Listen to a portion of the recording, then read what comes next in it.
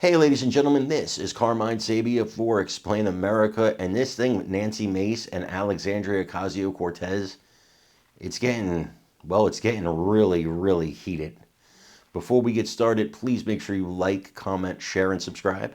Those little things really help us out, and they help our channel continue to grow. And if you're not watching us on YouTube, I'm asking you to please do that by visiting that address in the lower right-hand corner. It's youtube.com/@explainamerica. And when you get there, please hit subscribe absolutely free. It really helps us out. I don't know where to start with this. Nancy Mace, obviously, you know what's going on with the bathroom legislation with her and the locker rooms and all that for women's spaces. And then, you know, AOC, she's on the other side and she's saying Nancy Mace is making it worse.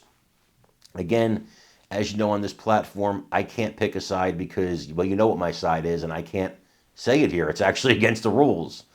But suffice it to say, I'm a Nancy Mace fan, and I think she does a great job in Congress. And now they're talking about dropping trousers, dropping pants.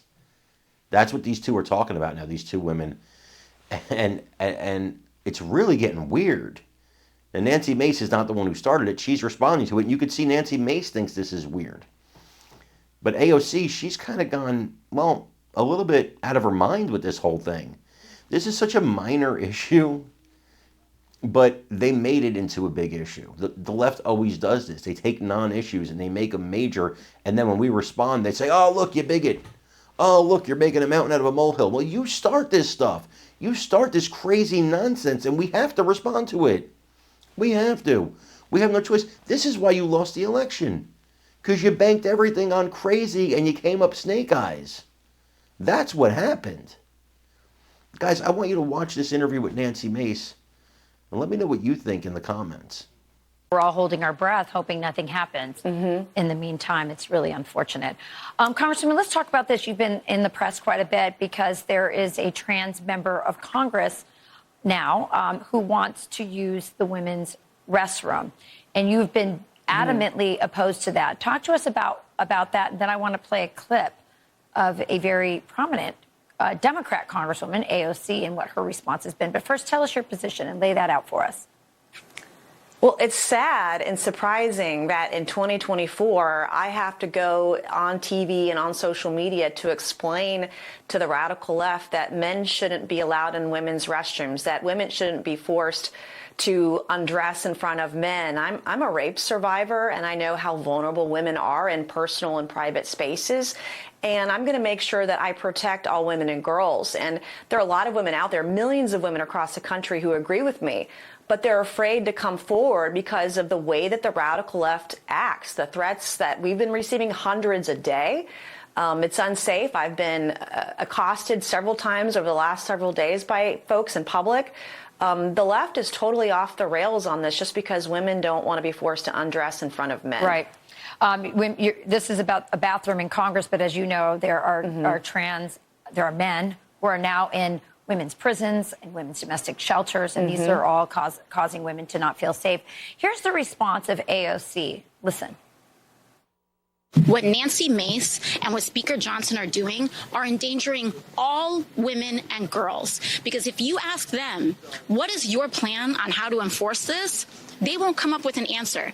And what it inevitably results in are women and girls who are primed for assault because people are going to want to check their private parts in suspecting who is trans and who is cis and who's doing what. Because she wants to suspect and point fingers at who she thinks is trans is disgusting. Okay, that doesn't even make sense to me. Can you make sense of it? No, I can't. First of all, she's not telling the truth. No one has ever said that women should drop trowel. That's really disgusting. And to say that about me, a survivor of rape and sexual abuse, it's really the height of hypocrisy. And it just goes to show that their lie, they don't want to protect women. They never have wanted to protect women, and their policies will only endanger more women and girls. And that's what I've been saying for years now, that Republicans and conservatives, we are the party of women. We will fight to protect women. We'll do a really good job of it when we're in charge.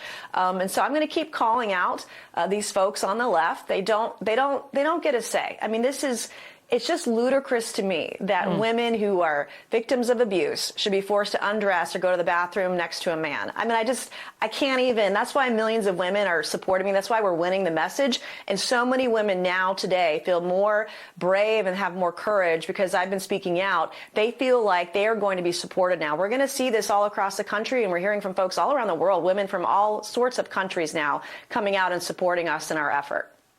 Yeah, for the record, that trans member of Congress has said that he will actually abide by the rules and not use the women's restroom in Congress. I think Marjorie Taylor Greene came out with an idea. She said, well, maybe we should just have a Democrat women's bathroom and a Republican women's bathroom, and then the Democrats can just open the doors to the trans those. And also what AOC said about not being able to recognize. I mean, I've seen Rachel Levine. I know that's not a woman.